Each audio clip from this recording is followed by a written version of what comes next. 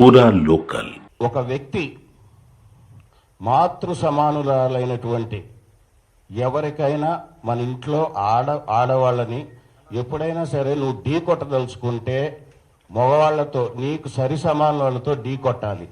అసలు నువ్వనే ఒక వ్యక్తికి నీ 2-3 బజార్ల తర్వాత నీ ముఖం ఎట్లుంటుందో తెలియని వ్యక్తికి ఆ రాష్ట్రంలోనే కాదు దేశంలో ఎంతో ప్రాముఖ్యత పొందినటువంటి ఒక నట విశ్వరూపం మా నందమూరి తారక రామారావు గారిని మాట్లాడి వారి కుటుంబం గురించి మాట్లాడే స్థాయి అనేది.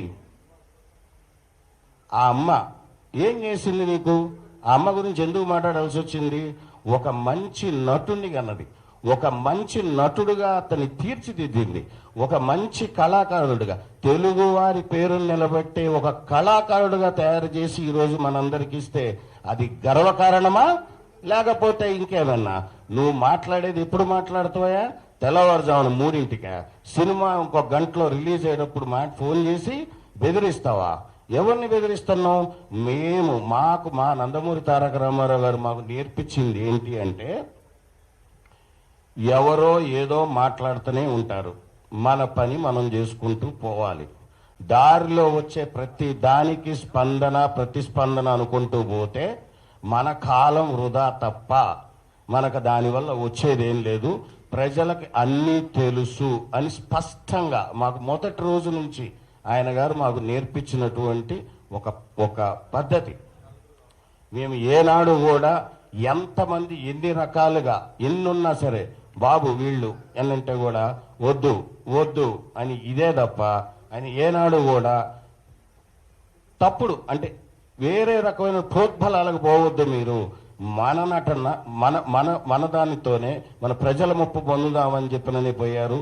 ఆయన గారు చేస్తున్న దాంట్లోనే ఆ బాటలోనే మేము పోయాం.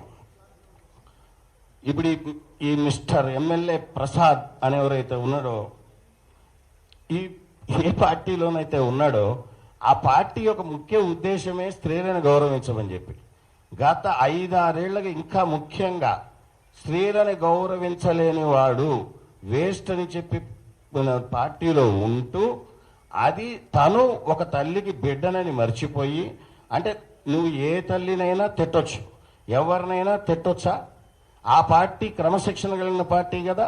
బీసీలకు, ఎస్సీలకు, ఎస్టీలకు, మహిళలకు అందరికీ సమాన హక్కులు ఉండాలని చెప్పి పుట్టిన పార్టీయే కదా. ఆ పార్టీలో ఉంటూ నువ్వు నీకు పర్మిషన్ ఏంటయా? మేము ఎందుకు తీసుకోవాలి నీ పర్మిషను? ప్రభుత్వం పర్మిషన్ ఇచ్చింది, ఆల్రెడీ ఇచ్చిన తర్వాత మళ్ళీ నీ పర్మిషన్ ఏంది? బోర్డు పర్మిషన్ మళ్ళీ 3ంటికి ఫోన్ చేసి సినిమా ఆపుతాడు. నీకు ఒక రీల్ తగలబెడతాడు. అసలు రీల్ ఆడ తెచ్చినారా నాయన? ఎప్పుడో పోయింది అది జమానాలో. నువ్వు పాతకాలంలోనే ఉన్నావు. కాబట్టి అనేది ఏంటంటే ఎన్టీఆర్ అభిమానులు అనేవాళ్ళు చాలా సైలెంట్గా ఉంటారని ఎప్పుడు అనుకోవద్దు. కానీ మా ఓపిక కూడా ఒక సహనం అనేది ఉంటుంది.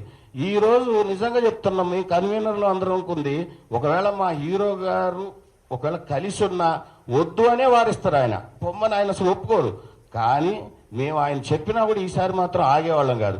ఇక గుర్తుంచుకోండి, చాలు 25 ఏళ్ళు ఆయన్ని ఎన్ని రకాలుగా ఇబ్బంది పెట్టాలనో ఎవడో ఒకడు తల్లా తోక ఉండదు. వాడు 5 ఏళ్ళు ఉంటాడు, తర్వాత పీక్తాడు. వాడు ఎడిపోతాడో వాడికే తెలియదు. వీళ్ళందరూ మోపవుతారు. ఎప్పుడు వీడిపోతే ఇంకోటి వస్తాడు, ఇంకోటి పోతే ఇంకోటి వస్తాడు. ఏనా ఇదంతా?